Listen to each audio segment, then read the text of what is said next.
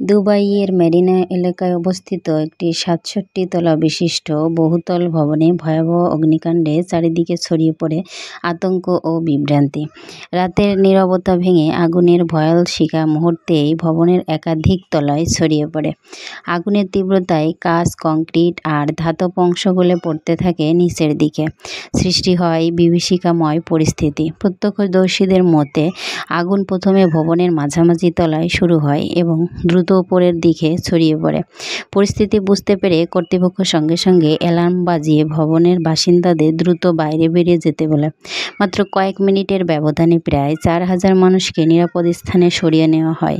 Fire সার্ভিসের একাধিক unit দ্রুত ঘটনাস্থলে পৌঁছে আগুন নিয়ন্ত্রণে আনতে কাজ শুরু করে। বিশেষ ক্রেন ও হেলিকপ্টার ব্যবহার করে উপরের তলাগুলিতে পানি ছোড়া হয়। ঘটনাস্থলে অ্যাম্বুলেন্স ও মেডিকেল টিম উপস্থিত থাকে। যদিও প্রাথমিক খবরে জানা গেছে বড় ধরনের হতাহতের ঘটনা ঘটেনি। দুবাই প্রশাসন জানায়, ভবনটির ফায়ার অ্যালার্ম এবং নিরাপত্তা ব্যবস্থা যথাযথভাবে কাজ করেছে বলেই বড় ধরনের প্রাণহানি এড়ানো সম্ভব হয়েছে। তবে অনেক বাসিন্দার বাসা ও সম্পদ সম্পূর্ণভাবে পুড়ে গেছে, যা তাদের জীবনে বড় ধাক্কা হয়ে দাঁড়িয়েছে।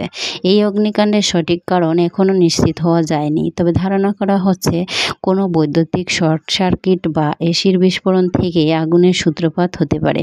ঘটনাটি সামাজিক যোগাযোগ মাধ্যমে দ্রুত ভাইরাল হয়ে পড়ে।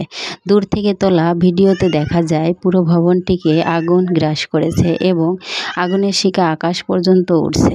এই ঘটনাটি আবারও বড় বড় ভবনে অগ্নি নির্বাপক ব্যবস্থার গুরুত্ব ও ঝুঁকি ব্যবস্থাপনার প্রশ্ন সামনে এনেছে। দুর্যোগ মোকাবেলায় দুবাইয়ের কর্তৃপক্ষ যেভাবে দ্রুত পদক্ষেপ নিয়েছে তা আন্তর্জাতিকভাবে প্রশংসিত হলেও ভবিষ্যতে আরও সতর্কতা গ্রহণ জরুরি বলে মনে করেছেন বিশেষজ্ঞরা।